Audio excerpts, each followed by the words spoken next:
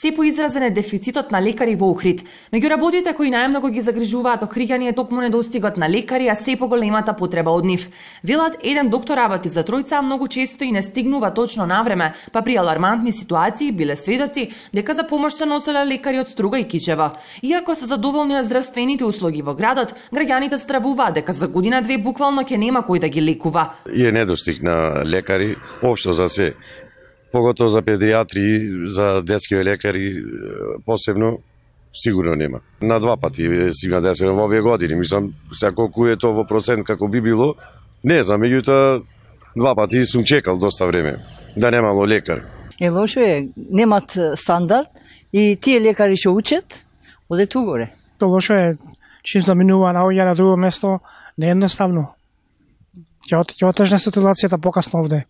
Секој барат екзистенција за живот. Иако не достигаат во апсолутно сите оддели, најголема е потребата од педиатри. Во моментот, во градот работат околу 10, од кои повеќето се пред пензија. Кога тие ќе се пензионираат, ќе остане само еден или двајца, ако и тие не заминат во потрага по поголема плата во странство, вели доктор Никола Филев. Најточно да ви кажам, негде за следниве година-две во Македонија, пазите, ќе има негде 13 до 14 педиатри кои што ќе работат како примарно здравство, обскрба. Тоа е страшно лошо.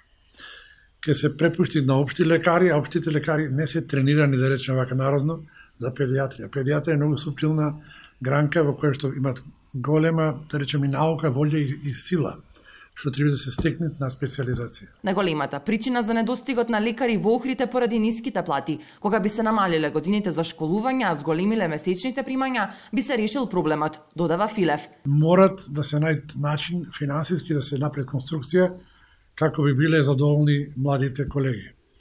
Јас памтам, ние бевме на 4 годишна специализација, која беше сосем доволна. Сега ја направи 5 години, плюс неа плакет и не чекајте никој да ви оди на таква работа. Ипак е екзистенција од прашање.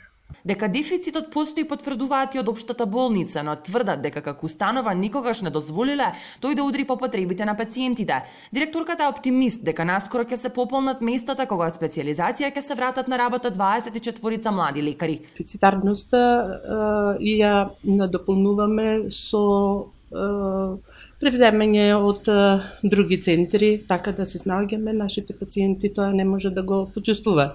Во меѓувреме испратени се повеќе од 24 доктори веќе се испратени во изминатите години на специализација, така да веќе првите ги очекуваме на крајот оваа година. Инаку за недостигот на лекари со кои се соочува туристичкиот центар, запознаен и министерот Филипче, кој вети дека со сериозна стратегија во иднина ќе се решава долгогодишниот проблем кој го мачи не само Охрид, туку и останатите градови во земјава.